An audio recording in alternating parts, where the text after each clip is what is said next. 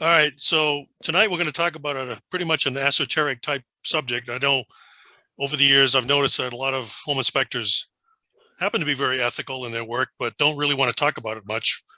But we're going to touch on it a little bit tonight. Uh, it's really a conversation. Ethics, the subject, is actually a conversation that works best where you get a together with some people and you pose situations, which I'm going to do tonight, and you discuss it and determine what's the best approach to take on it. And that's how ethics are formed. They're formed in different ways. They're formed by organizations and by community groups and like that. And that's kind of some of the ones we follow because we're all probably ASHI members in one way or another. It's really something that needs to be discussed over a longer period of time than 20 minutes, but that's okay. We're not going to do a lot of in-depth stuff. We're going to just touch on it a little bit tonight. Let's get started.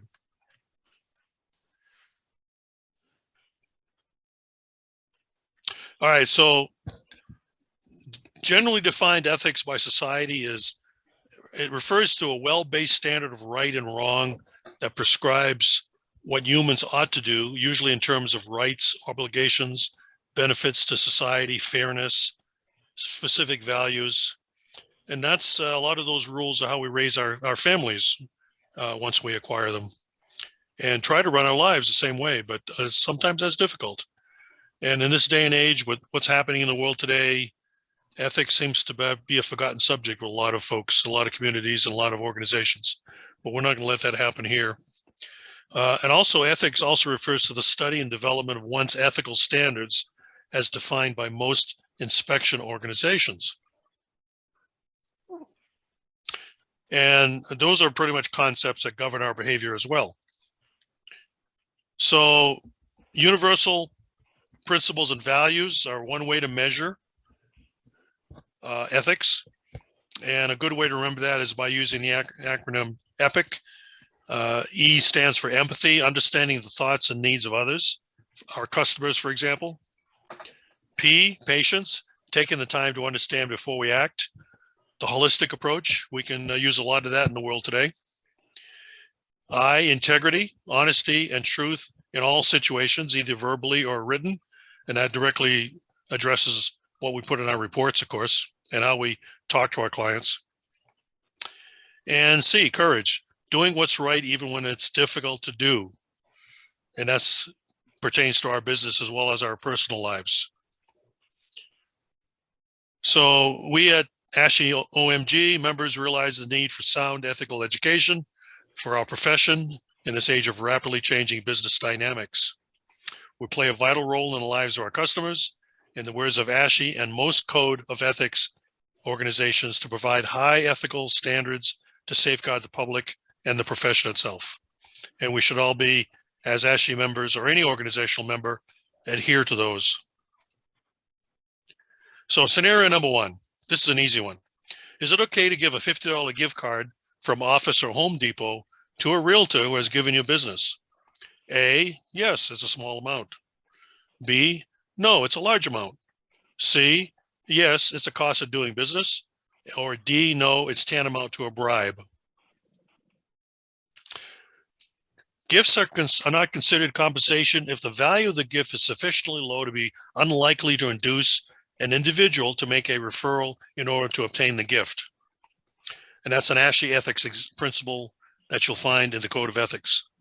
The general rule of thumb, however, is anywhere from $10 to $25 if you want to stay under the radar, although that's not a hard and fast rule. If you can justify what you're doing, if you're giving somebody a $100 certificate, for example, because they gave you business over the past last year, and you want to thank them for it by sending them a $50 or $100 gift card, there's nothing unethical about that because there's no expectation of getting something out of it. It's a gift.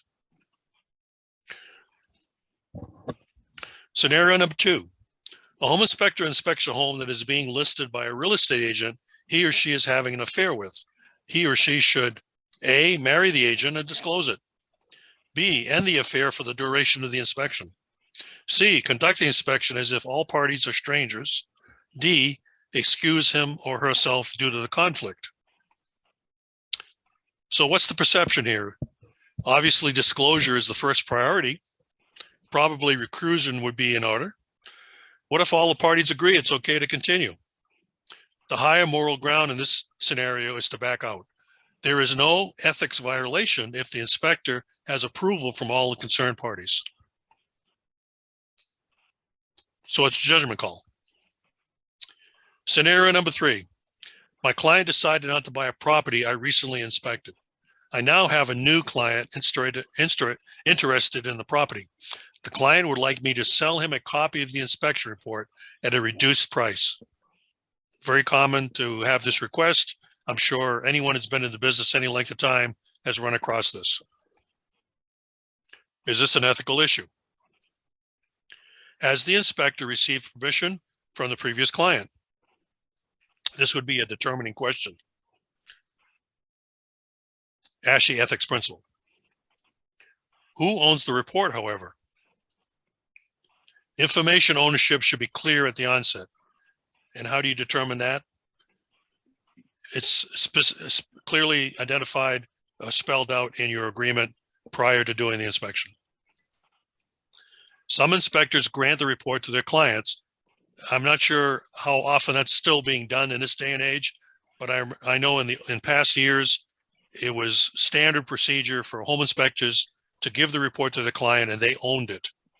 And that gives title to the client, which means you can't do anything with it as the inspector. On the other hand, in my company, the report or any information is returned by myself. I own the report. The client gets to use and control it for as long as the transaction's in play. And once they walk away for some reason, then I still own that report and I can do what I want with it. If they, on the other hand, buy that property I inspected, then a report goes into a file and it's not used again. This is a business decision, not an ethical issue. What if you are subpoenaed to testify in court? Is it okay to divulge client information then? Well, this becomes an ethical issue, and the ASHI Code of Ethics addresses it, but it also says that if you can't break the law has to supersede any kind of ethical obligations that you have. But it's going to be a judgment call on your part if you get subpoenaed to whether or not you want to divulge that information. I would highly recommend that you probably do so, because otherwise you'll be in conflict with the law and that might cause legal issues for you. Scenario number 4. An income property I just inspected is a heck of a deal. I'm thinking of putting an offer on the place if my client doesn't buy it. Is this an ethical problem? A, no, as long as you don't high bid the client. B, yes, the inspection may be swayed. C, no, not if you don't mention your intention. D, yes, the perception is there. Well, did the inspector expect to have a financial interest when you performed the inspection? If you walked into the house unknown about anything about the house, and as you go through the inspection, you look around and realize that this is a pretty nice property, you wouldn't mind owning it, that changes the perception in your mind right there. Is it likely that others involved in the sale might perceive that a conflict of interest exists at the time of the inspection? If the inspector disclosed all defects as he would if not interested in the property and his clients back out, I see no reason why an offer could not be put forward. Perceived conflicts often clash with common sense. Scenario 5. My wife is a realtor. Is there any ethical problem with her recommending me to inspect properties for her clients? She's a buyer's agent. A, yes, the perception to everyone is obvious. B, no, it's a family business. C, yes, financial gain. D, no, wives have no influence over their husbands. The inspector would have a financial interest in the outcome of the inspection if his wife is the buyer's agent. That's a specific ASHI ethics principle. What if the wife was a seller's agent? The same principle applies in reverse. And that's why down there, buyer's agent would find as much or find as little, depending on what side of the fence he's on. Scenario 6. An inspector sponsors a women's council or realtors luncheon costing $250. At lunch, each attendee receives a gift costing less than $20. Is this an ethics concern? Yes, the values are over the limit. B, no, there is no tit for tat. C, yes, it constitutes buying business. D, no, the agents don't like you anyway. This is a form of marketing, as the amount involved has no promise attached to it. There's no tit for tat. You don't expect to get anything in return, in other words. Regardless of the cost, there are no strings attached. ASHI ethics principle. Scenario 7. The realtor has hired me to do a pre-listing inspection and will pay me as soon as the sale closes. Is this a violation of the code of ethics? A, yes, you may not get paid. B, no, being flexible is just good business. C, yes, it's called undue influence. D, no, for no particular reason. This is a common occurrence in many inspectors. Compensation would be dependent on the sale of the property. What about a foreclosed home? It's important to maintain neutrality and not let payment influence you. A fee taken at closing is a gamble. What if the closing is delayed or it never takes place? How do you get paid then? What are some alternatives that may not be a code of ethics issue, but still allow us to offer flexibility? Well, you could ask for a post-dated check and not cash it until a certain time comes. You could ask for a credit card number and hold on to that. You could ask for a promissory note. None of these are my favorite things to do, but it's a business decision, so it's your choice to do. I always require payment at the end of the inspection, unless there's some unforeseen circumstance would prevent that, which 98% of the time is not the case. Scenario 8. While inspecting a home, I come across a marijuana growing locker in this teenager's bedroom. Is it my responsibility to report the crime? A, yes, all crimes should be reported to the authorities. B, no, it's not your job to police everyone. C, yes, but you should take some samples first. D, no, but you should take some samples anyway. The ASHI Code of Ethics does not address this situation directly. It does say you should do what you think is right. There is no ethics violation if you don't. There could be civil responsibilities as well as acts of omission that might prove a legal issue. That's a pretty rare occasion, but possibly could happen someplace in the world. Or you could also report the activity to your client and let them worry about it. Or the agent and let them worry about it. Ultimately, ethical conduct, although guided by association codes, is ultimately responsibility of each one of us. How we do business is a reflection of our character and how we view other human beings. Integrity, honesty, objectivity are words to live by. How do we filter our decisions? This might help some of us. I know I use this on occasion. The acronym PLUS, or the PLUS filter. To make it easy to understand and apply these ethics filters, I have adopted the acronym word PLUS. Policies, P. Is it consistent with my organization's policies, procedures, and guidelines? So many important things for you to do there. L, legal. Is it acceptable under our applicable laws and regulations? U, universal. Does it conform to the universal principles, values my organization and society have adopted? S, for self. Does it satisfy my personal definition of right, wrong, and fair? The difference between ethics and morals. Values that we attribute to a system of beliefs that help the individual define right versus wrong, good versus bad. These typically get their authority from something outside of ourselves, a higher being or a higher authority. Examples of that would be government, society, religion, things like that, organizations that are beyond us, outside of ourselves. Moral concepts, however, are judgments and practices that may vary from one society to another and from one geographical region from another, for that matter. Successful professional organizations are a group effort and not an individual one, although we have individual responsibilities.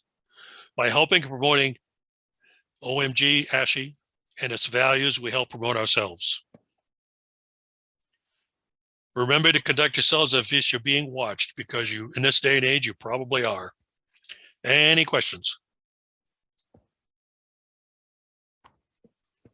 There was one question, Mike. One of our guys said that he missed the code at the beginning because he was having an affair with one of his agents and was wondering if he could still get the code. Just so anybody, haha, right?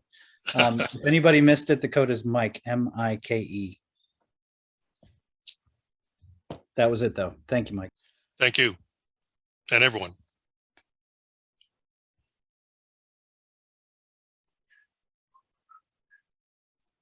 Okay, Mike, thank you as usual. That was very helpful. Did anybody have any comments or questions? Put them in the chat real quick. We got a minute to kill.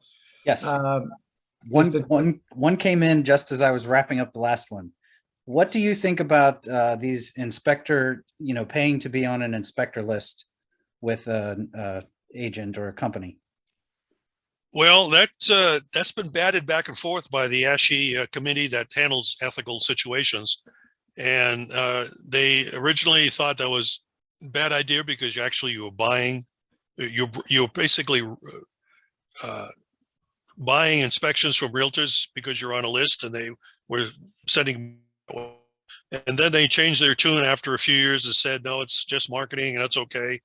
I agree with the first thing they came up with. I think when you buy when you have your name put on the list by purchasing it, first of all, it's just bad. It's bad advertising, because I've actually tried that a couple times in past years, a long time ago, 10, 15 years ago, and it really doesn't work. You're wasting your money, for one thing.